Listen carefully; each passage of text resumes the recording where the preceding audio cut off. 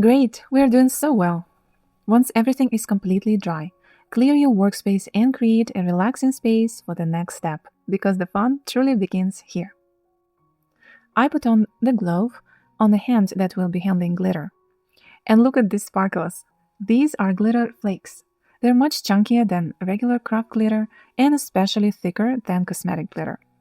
I chose a holographic shade that ties beautifully with our background colors. This is my dazzle glue. It's a fabric glue that already contains glitter. Even though the bottle has a nozzle, I prefer applying it with a brush. Tapping with the brush gives me much better control for detailed sections. Start by applying the glue.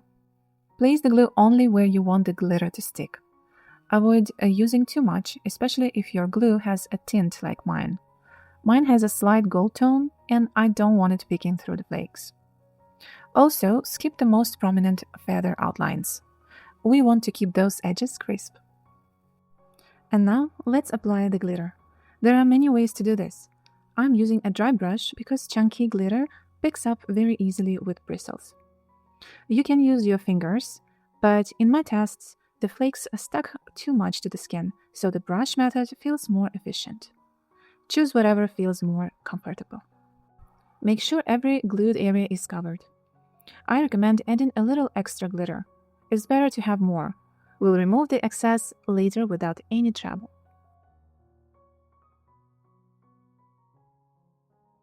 Step 3 is to set the glitter. Gently tap the surface with a dry tissue. If the tissue sticks at any point, that means some glue is still exposed. Just add a bit more glitter and let it rest until it's fully dry. Later, we'll heat set the entire illustration. This final step protects the embellishments and helps the design stay durable for a long time. Next, we will go ahead and create a small floral wreath on our little angel's head. But before we start painting, I want to show you a simple trick for choosing the right color combinations, even when you're working with glitter and puffy fabric paints. Here's my little experiment. I took the green puffy paint and tested it with 3 different glitters: silver, black, and snow white. This was a spontaneous idea, so you're seeing everything in real time. I mixed each glitter properly and made small swatches to compare the colors side by side. I marked the swatches for reference. And as you can see, there's almost no difference between silver and white. Black alone looks a bit dull, so I decided to mix black and silver together. That combination creates a much richer sparkle. Now let's move on to the wreath. With black fabric paint for light fabrics, I'm drawing a very thin curved line where the wreath will sit. I'm using the thinnest liner brush. It gives the best control for delicate work. I'm also adding a few tiny stamps. Next, let's switch to our green glitter mix. Drawing leaves is very simple. Just tap the edge of your liner brush, dab, dab, dab, just like this. Since this is a dimensional paint, pick up a little more product than you normally would with regular fabric paint. The extra paint actually helps create volume and texture. Remember that every small detail will need to be repeated at least twice. One layer is almost never enough in fabric painting, and with dimensional paints, we usually work with a minimum of 2, sometimes even 3 layers. For the lettering, I decided to sketch everything by hand. I like to give myself small challenges and step out of my comfort zone. You can absolutely do the same, or simply trace the lettering using the file attached. I'm using a disappearing marker again, and we won't spend long on this stage before moving into painting. On my palette, I'm pouring a bit of black fabric paint and adding slightly less than half that amount of the fine silver glitter. For this method, it's important to mix the paint and glitter really well until the glitter looks almost dissolved inside the paint. This works beautifully because this glitter is extremely fine. For the lettering itself, you'll need a different brush.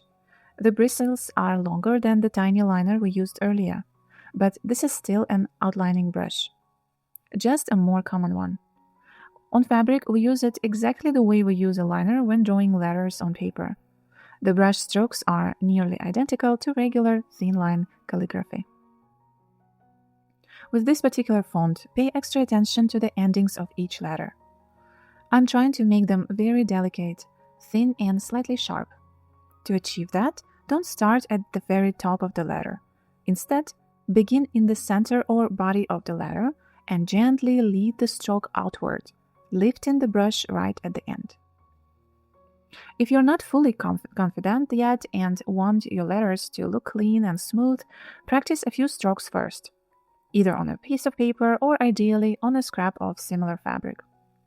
Even a couple of letters will help you understand the pressure, the angle, and the flow before you work on the actual piece. And yes, even the letters will be painted twice. As soon as they dry, we'll apply the second layer. This step is absolutely essential. It strengthens the durability of your artwork and is one of the best techniques for making glitter last on fabric. And if some of your lines still don't look uniform, don't worry. The second layer makes everything much easier to adjust and refine. For the final step of embellishing our painted t-shirt, we'll add a touch of glitter flakes to bring even more sparkle and a bit of magic to the illustration. Just like before, I'm using fabric glue and applying it gently with a tapping motion using a brush. After placing glue in all the areas where I want the glitter to sit, I'm generously spreading the glitter flakes over those spots. Here's a helpful tip. If your fabric glue dries transparent, it's very easy to forget where you applied it. To avoid this, mark a tiny dot right next to each glue area with a disappearing ink marker. It makes the whole process much faster and prevents missing any sections. I also decided to add a touch of multicolored glitter just beneath the lettering. It brings a beautiful extra dimension to the final design. And for the last step, always leave your mark. Every artwork deserves your signature. And that completes our embellishment work for this part. In the next final lesson 4, we'll take everything you've created and make it permanent. I'll show you exactly how to heat set a mixed media design, so your artwork stays beautiful wash after wash.